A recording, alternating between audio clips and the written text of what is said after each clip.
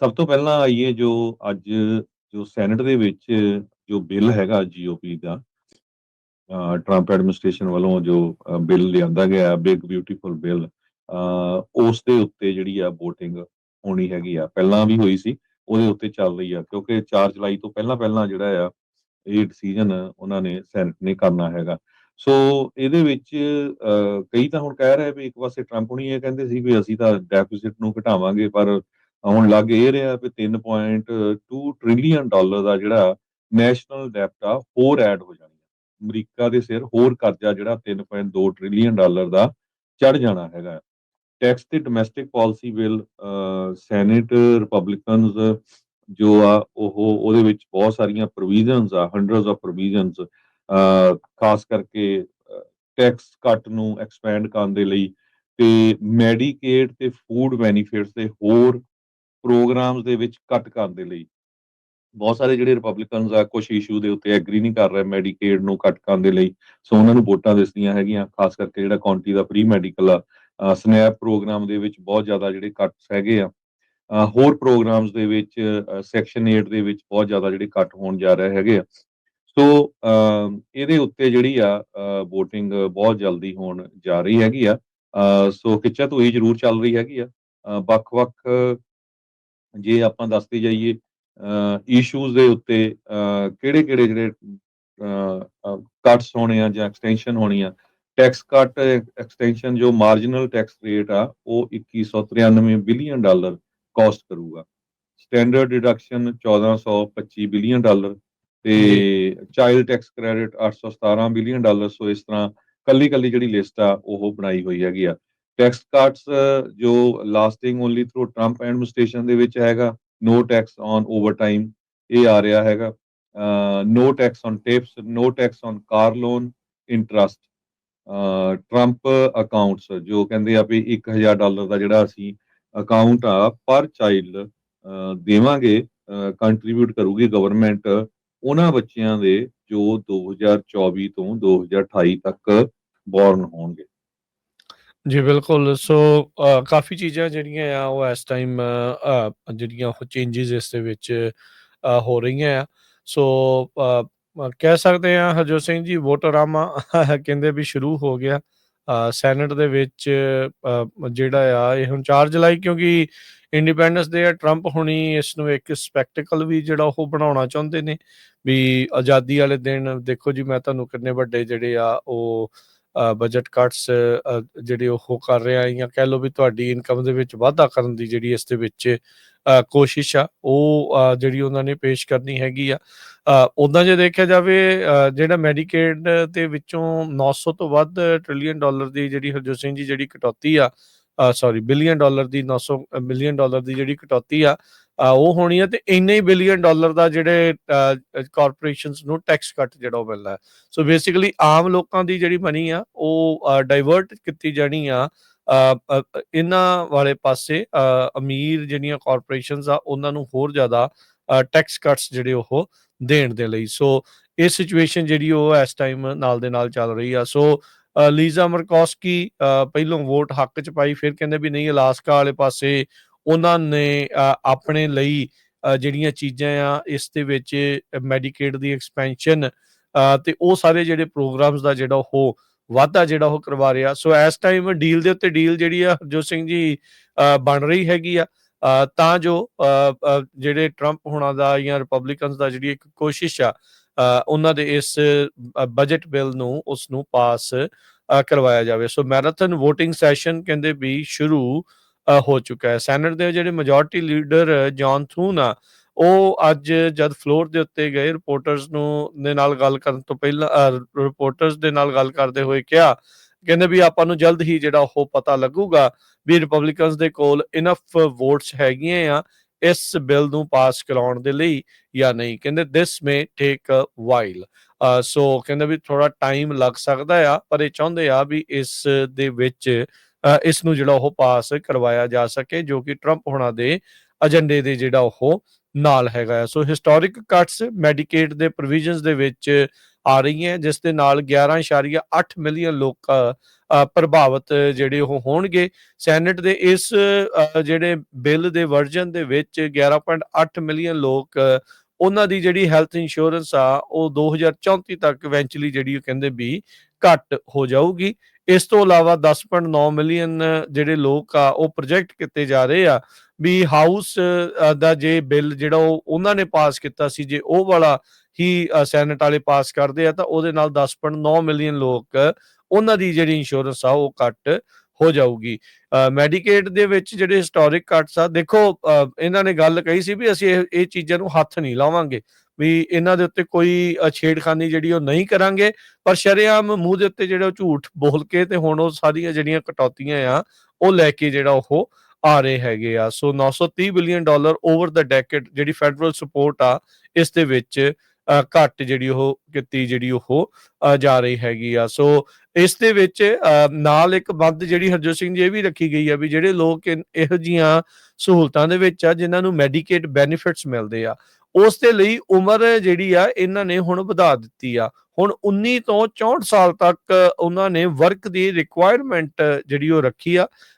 ਇਸ ਪ੍ਰੋਗਰਾਮ ਨੂੰ ਚੱਲਦੇ ਆ 60 ਸਾਲ ਹੋ ਗਏ ਆ। ਪਹਿਲੀ ਵਾਰ ਕਹਿੰਦੇ ਵੀ ਇਹ ਜਿਹੜੀ ਵਰਕ ਰਿਕੁਆਇਰਮੈਂਟ ਆ ਰੱਖੀ ਗਈ ਆ ਏਬਲ ਬੋਡੀਡ ਅਡਲਟਸ ਦੇ ਲਈ, ਵੀ ਤੁਹਾਨੂੰ ਕੰਮ ਕਰਨਾ ਪਊਗਾ ਜੇ ਤੁਸੀਂ ਮੈਡੀਕੇਡ ਦੇ ਜਿਹੜੇ ਬੈਨੀਫਿਟ ਆ ਉਹ ਲੈਣਾ ਚਾਹੁੰਦੇ ਆ। ਤੇ ਸੈਨੇਟ ਦਾ ਜਿਹੜਾ ਵਰਜਨ ਆ ਉਹਦੇ ਵਿੱਚ ਇਹ ਰਿਕੁਆਇਰਮੈਂਟ ਆ ਵੀ ਜਿਹੜੇ ਬੱਚੇ ਨੇ 14 ਸਾਲ ਜਾਂ ਉਸ ਤੋਂ ਓਲਡਰ ਆ ਉਹਨਾਂ ਦੇ ਮਾਪਿਆਂ ਦੇ ਉੱਤੇ ਵਰਕ ਰਿਕੁਆਇਰਮੈਂਟ ਰੱਖੀ ਆ ਵੀ ਜੇ ਨਿਆਣਿਆਂ ਨੂੰ ਉਸ ਦੇ ਵਿੱਚ ਤੁਸੀਂ ਚਾਹੁੰਦੇ ਆ ਵੀ ਉਹਨਾਂ ਨੂੰ ਸਹਾਇਤਾ ਜਿਹੜੀ ਉਹ ਮਿਲੇ, ਮੈਡੀਕਲ ਜਿਹੜਾ ਉਹ ਮਿਲੇ, ਇੰਸ਼ੋਰੈਂਸ ਜਿਹੜੀ ਉਹ ਮਿਲੇ, ਤਾਂ ਉਹਨਾਂ ਦੇ ਮਾਪੇ ਵੀ ਕੰਮ ਕਰਦੇ ਜਿਹੜੇ ਉਹ ਹੋਣੇ ਜਿਹੜੇ ਉਹ ਚਾਹੀਦੇ ਆ। ਹਾਊਸ ਦੇ ਵਰਜਨ ਦੇ ਵਿੱਚ ਇਸ ਬੱਚਿਆਂ ਵਾਲੀ ਚੀਜ਼ ਦੇ ਵਿੱਚ ਉਹਨਾਂ ਨੇ ਛੋਟ ਜਿਹੜੀ ਉਹ ਰੱਖੀ ਸੀਗੀ। ਸੋ ਜਿੱਦਾਂ ਹਰਜੋਤ ਸਿੰਘ ਜੀ ਨੇ ਸ਼ੁਰੂਆਤ 'ਚ ਦੱਸਿਆ ਵੀ ਇਹਦੇ ਨਾਲ ਜਿਹੜਾ ਡੈਫਿਸਿਟ ਆ ਉਹ ਆਉਂਦੇ ਸਾਲਾਂ ਦੇ ਵਿੱਚ 3 ਟ੍ਰਿਲੀਅਨ ਤੋਂ ਵੱਧ ਦਾ ਜਿਹੜਾ ਡੈਫਿਸਿਟ ਆ ਇਸ ਦੇ ਨਾਲ ਜਿਹੜਾ ਉਹ ਵਧਣ ਜਾ ਰਿਹਾ ਆ। ਸੋ ਟਰੰਪ ਹੋਣਾ ਨੇ ਆਪਣੇ ਪਹਿਲੇ ਕਾਰਜਕਾਲ ਦੇ ਵਿੱਚ ਜਿਹੜੇ ਟੈਕਸ ਕੱਟਸ ਆ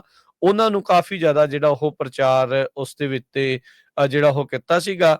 ਉਹ ਦੱਸ ਰਹੇ ਸੀਗੇ ਵੀ ਦੇਖੋ ਜੀ ਇਹਦੇ ਨਾਲ ਬਹੁਤ ਜ਼ਿਆਦਾ ਫਾਇਦਾ ਜਿਹੜਾ ਉਹ ਹੋਊਗਾ, ਆਮ ਲੋਕਾਂ ਨੂੰ ਕਿੰਨਾ ਬਚੂਗਾ, ਕਿੰਨਾ ਜਿਹੜਾ ਆ ਉਸ ਦੇ ਵਿੱਚ ਲੂਜ਼ ਕਰਨਗੇ, ਇਹ ਹਰ ਇੱਕ ਦੀ ਇੰਡੀਵਿਜੂਅਲ ਸਿਚੁਏਸ਼ਨਸ ਦੇ ਉੱਤੇ ਜਿਹੜਾ ਉਹ ਅਸਰ ਜਿਹੜਾ ਉਹ ਪੈਣਾ ਜਿਹੜਾ ਉਹ ਹੈਗਾ ਆ। ਸੋ ਪਰ ਬਹੁਤ ਸਾਰੇ ਜਿਹੜੇ ਪ੍ਰੋਗਰਾਮਸ ਆ ਉਹਨਾਂ ਵਿੱਚ ਜਿਹੜੀਆਂ ਕਟੌਤੀਆਂ ਆ ਉਹ ਕੀਤੀਆਂ ਜਿਹੜੀਆਂ ਹੋ ਜਾ ਰਹੀਆਂ ਆ।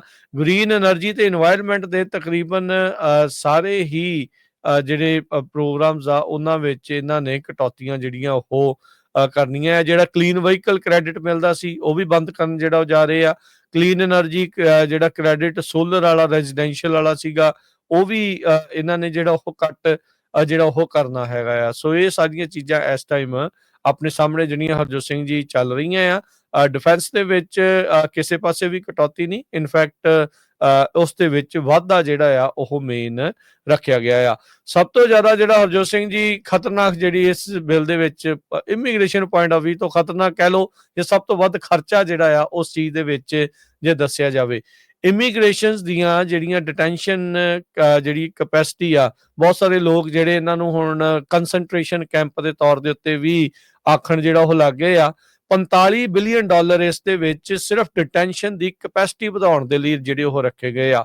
ਬਾਰਡਰ ਵਾਲ ਦੇ ਲਈ $45 billion, USICS US information and custom enforcement ਜਿਹੜੇ ਹਾਇਰ ਕਰਦੇ, ਟ੍ਰੇਨ ਕਰਦੇ ਆ, ਟਰਾਂਸਪੋਰਟ ਕਰਦੇ ਆ, ਫੈਸਿਲਿਟੀਜ਼ ਆ, ਲੀਗਲ ਰਿਸੋਰਸਿਸ ਆ, ਇਮੀਗ੍ਰੇਸ਼ਨ ਇਨਫੋਰਸਮੈਂਟ ਤੇ ਰਿਮੂਵਲ ਜਿਹੜੀਆਂ ਡੈਪੂਟੇਸ਼ਨ ਕਰਨ ਦੇ ਲਈ ਉਹਦੇ ਲਈ $31 ਬਿਲੀਅਨ ਹੋਰ ਵਧਾਏ ਆ। ਸਟੇਟ ਤੇ ਲੋਕਲ ਗ੍ਰਾਂਟਸ, ਬਾਰਡਰ ਸਿਕਿਉਰਿਟੀ ਤੇ ਇਮੀਗ੍ਰੇਸ਼ਨ ਇਨਫੋਰਸਮੈਂਟ ਦੇ ਲਈ, ਮੇਜਰ ਇਵੈਂਟ ਸਿਕਿਉਰਿਟੀਜ਼ ਦੇ ਲਈ $13 ਬਿਲੀਅਨ ਜਿਹੜੇ ਉਹ ਰੱਖੇ ਗਏ ਆ। ਡਿਪਾਰਟਮੈਂਟ ਆਫ ਜਿਹੜੀ ਹੋਮਲੈਂਡ ਸਿਕਿਉਰਿਟੀ ਆ ਉਸ ਦੀ ਫੰਡਿੰਗ ਦੇ ਵਿੱਚ ਵਾਧਾ ਕੀਤਾ ਗਿਆ। CBP ਕਸਟਮ ਬਾਰਡਰ ਪ੍ਰੋਟੈਕਸ਼ਨ ਵਾਲਿਆਂ ਦੇ ਲਈ ਵਰਕਫੋਰਸ ਨੂੰ ਵਧਾਉਣ, ਨਵੀਆਂ ਵਹੀਕਲਸ ਟੈਕਨੋਲੋਜੀ ਖਰੀਦਣ ਦੇ ਲਈ $12 ਬਿਲੀਅਨ, ਬਾਰਡਰ ਸਰਵੇਲੈਂਸ ਟੈਕਨੋਲੋਜੀ ਦੇ ਲਈ $6.2 ਬਿਲੀਅਨ, ਡਿਪਾਰਟਮੈਂਟ ਆਫ ਜਸਟਿਸ ਦੀਆਂ ਜਿਹੜੀਆਂ ਗ੍ਰਾਂਟਸ ਆ ਉਹ $3.5 ਬਿਲੀਅਨ, ਡਿਪਾਰਟਮੈਂਟ ਆਫ ਜਸਟਿਸ ਦੀ overall funding $3.3 billion, vetting of sponsors unaccompanied alien children,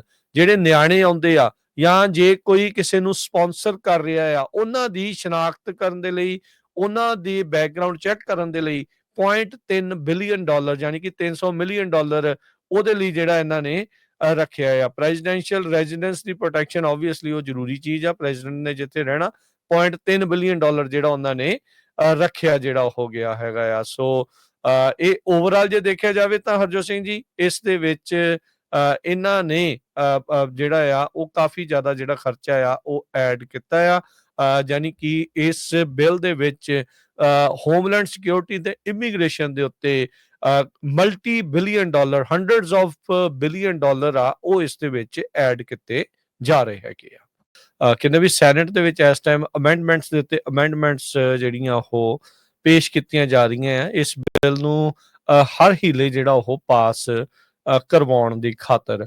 ਜਿਹੜੇ ਇੱਕ ਸੈਨੇਟਰ ਸੀਗੇ ਥਾਮ ਟਿਲਿਸ, ਉਹਨਾਂ ਦੇ ਉਲਟ ਟਰੰਪ ਹੁਣੀ ਜਿਹੜੇ ਹੋ ਗਏ, ਕਿਉਂਕਿ ਉਹਨਾਂ ਨੇ ਅਪੋਜ਼ ਕੀਤਾ ਸੀਗਾ ਮੈਡੀਕੇਡ ਦੀਆਂ ਜਿਹੜੀਆਂ ਕੱਟਸ ਆ ਉਸ ਨੂੰ ਜਿਹੜਾ ਉਹ ਲੈ ਕੇ।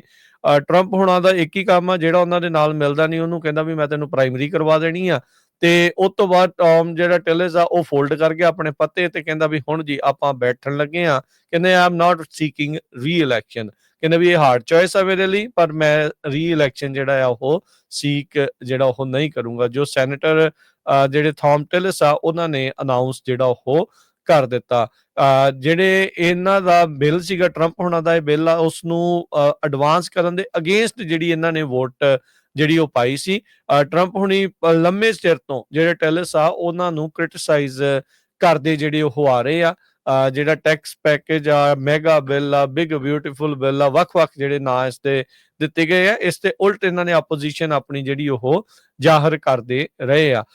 ਤੇ ਟਰੰਪ ਉਹਨਾਂ ਨੇ ਕਿਹਾ ਸੀਗਾ ਵੀ ਪ੍ਰਾਇਮਰੀ ਚੈਲੰਜਰਸ ਜਿਹੜੇ ਆ ਉਹ ਇਹਨਾਂ ਦੇ 2 ਟਰਮ ਜਿਹੜੇ ਸੈਨੇਟਰ ਰਹੇ ਆ ਉਹਨਾਂ ਦੇ ਉਲਟ ਜਿਹੜੇ ਆਉਣਗੇ। ਕਹਿੰਦੇ ਵੀ ਮੇਰੇ ਨਾਲ ਕਈਆਂ ਨੇ ਗੱਲਬਾਤ ਇਸ ਬਾਬਤ ਕੀਤੀ ਆ ਤੇ ਮੈਂ ਕਿਸੇ ਨਾ ਕਿਸੇ ਦੀਆਂ ਇੰਟਰਵਿਊਜ਼ ਜਿਹੜੀਆਂ ਆਲਰੇਡੀ ਜਿਹੜੀ ਉਹ ਕਰ ਰਹੇ ਆ। ਸੋ ਉਹ ਪ੍ਰਾਇਮਰੀ ਹੋਣ ਤੋਂ ਪਹਿਲਾਂ ਹੀ ਉਹਨਾਂ ਨੇ ਆਪਣੇ ਆਪ ਨੂੰ ਇਸ ਰੇਸ ਚੋਂ ਹੁਣ ਬਾਹਰ ਜਿਹੜਾ ਉਹ ਕਰ ਦਿੱਤਾ ਹੈਗਾ ਆ। ਸੋ ਹੁਣ ਲੋਕ ਜਿਹੜੇ ਕ੍ਰਿਟਿਕ ਆ ਉਹ ਕਹਿ ਰਹੇ ਆ ਵੀ ਡਰ ਕੇ ਜਿਹੜੇ ਆ ਤੁਸੀਂ ਪਰੇ ਜਿਹੜਾ ਉਹ ਹੋ ਚੁੱਕੇ ਆ। ਸੋ ਲੈਟਸ ਸੀ ਕੀ ਜਿਹੜਾ ਇਸ ਦੇ ਵਿੱਚ ਬਣਦਾ ਆ, ਪਰ ਜਿਹੜੀਆਂ ਅਮੈਂਡਮੈਂਟਸ ਤੇ ਹੋਰ ਬਹੁਤ ਕੁਛ ਇਸ ਟਾਈਮ ਨਾਲ ਦੇ ਨਾਲ ਇਸ ਬਿਲਸ ਨੂੰ ਲੈ ਕੇ ਜਿਹੜੀਆਂ ਉਹ ਚੱਲ ਰਹੀਆਂ ਆ।